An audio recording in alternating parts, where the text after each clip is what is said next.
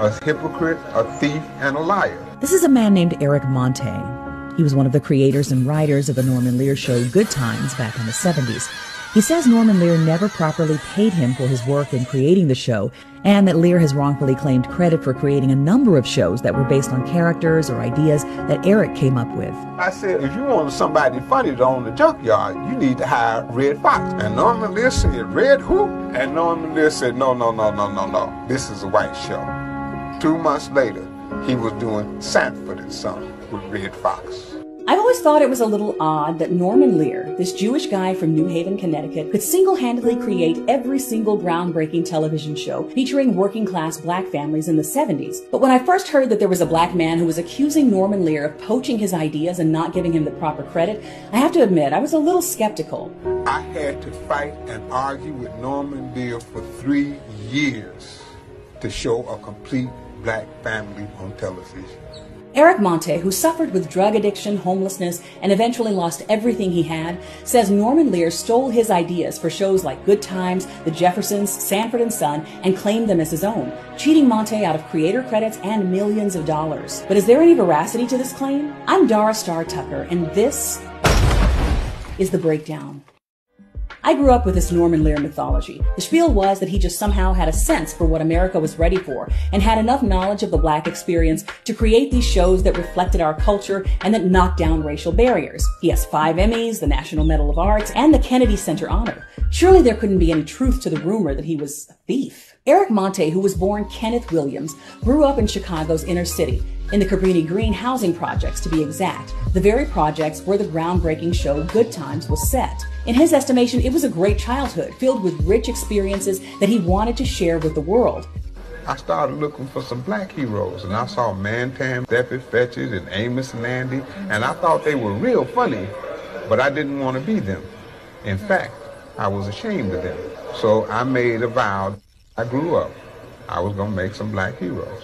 He wanted people to know that his upbringing was about more than just gun violence, drugs, and poverty. So, as soon as he was of age in the late 1960s, he decided to hitchhike to Hollywood. He did whatever he had to do to survive. He gambled, he hustled, he even sold drugs at one point. It took him 2 years to get there. Eventually, he hooked up with a group of hippies and enrolled in LA City College on the GI Bill and studied poetry, which eventually turned him on to screenwriting. He created a bit of buzz in the black artistic community when word spread about one of the plays that he had produced while he was at LA City College. In 1971, Mike Evans, who played Lionel Jefferson in All in the Family, asked Eric Monte if he would be willing to write a spec script for the show that would help him to flesh out his character a bit more. He said, and I understand you're a good writer. I'd like you to write a show that centers on my character. And I'll put both our names on it, take it into Norman Lear, and we'll split the money. So I said, okay. So I wrote this show in which I created his mother and father, George and Louise Jefferson. And he took it in Norman Lear, and 2 weeks later, Norman sent for me. And that's how it all started. So, with the script, Eric Monte created the characters George and Louise Jefferson. He pitched the idea of a spin-off show with these characters to Norman Lear for years, but Lear didn't think it would work. I pitched the show in 1971. And his first thing Norman Lear said when I came into the office was, America will never buy a black man calling white people hunky in a sitcom. In 1975, Lear finally decided to give the Jeffersons their own show, using many of Monte's suggestions, but he never invited him to be a writer on the show, and he didn't list him in the credits as a creator or offer any residuals for Monte having developed those characters. Eric also says that Norman Lear talked to him about the desire to remake a British TV show, Steptoe and Son, in the early 70s. Eric suggested to Norman that he do it with an all-black cast and use Red Fox as the lead. At the time, Norman Lear didn't even know who Red Fox was, and he had planned to use an all-white cast. But a few months later, the show was green-lighted, and what do you know? He took Eric's suggestion, again with no acknowledgement of his contribution. At the same time, around 1971, Monte was pitching a show to Norman Lear based on his own childhood in the Cabrini Green housing projects in Chicago. Esther Roll was receiving a lot of good buzz at the time for playing Maud's maid, Florida, and the network decided to give her her own spin-off show. When they came to Norman Lear for ideas, he pitched them Eric's idea for a show set in Cabrini Green. But there was one change that Esther insisted upon. She wanted a husband on the show. They wanted to do it without a husband. And she said, no, I want a husband on the show because I was raised with a father and a mother, and I wanted America to see that black men stay with their families and raise their children. Right. Now, Norman did hire Eric Monte to write for Good Times. Eric describes his time as a writer on the show as being very contentious because he and several members of the cast were in constant battles with the white writers and with Norman Lear about the tone and the stereotypes that were depicted in the show. I caught hell because Norman Lear was an incredible racist, but he didn't think so.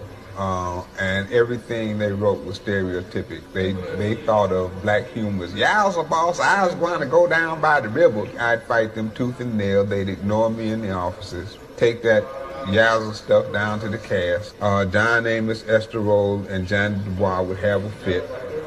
I would give them what I had written. Norman Lear would reluctantly shoot it, put it on the air, and it became a big hit. He says after the first season he was demoted as a chastisement for his constant battles with Norman Lear, and the white writers were promoted in his place. They eventually fired John Amos by killing off his character for the same reason.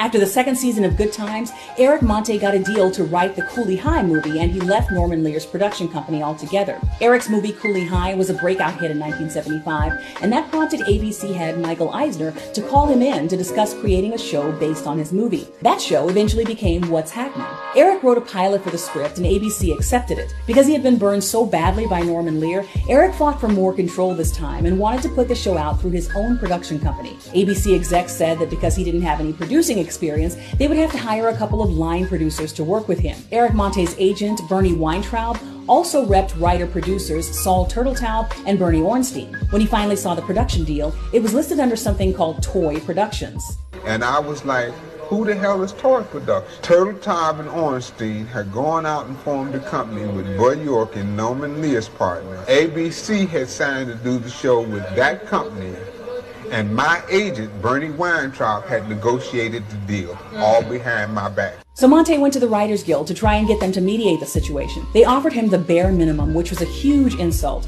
So he took the only step that he felt was left. He filed suit against all of them: ABC, CBS, Turtletaub, Ornstein, Yorkin, Weintraub, and Norman Lear. Norman Lear came to me, and he offered me $1 million for a settlement. And I said, for all those shows, no way. So the lawyers came to me and they said, look, take that money because you still have your suit against the networks and the others, but at least we'll get paid. So when the papers came down, all the defendants were listed. So I said, I didn't agree to this. They said, either you take this or we're walking off the case. I went all over Los Angeles looking for lawyers to represent me. I had the evidence and everything, okay? No lawyer in that town would take my case.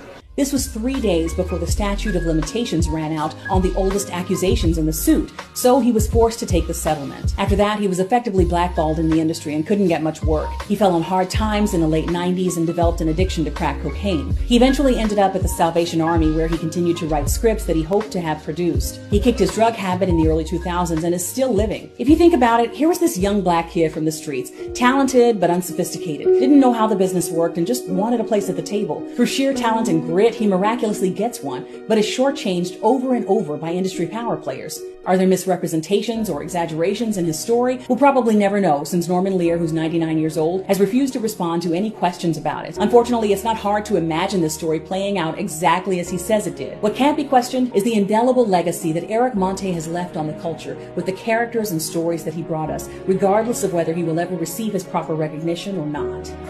Creator of Good Times. Eric Monte.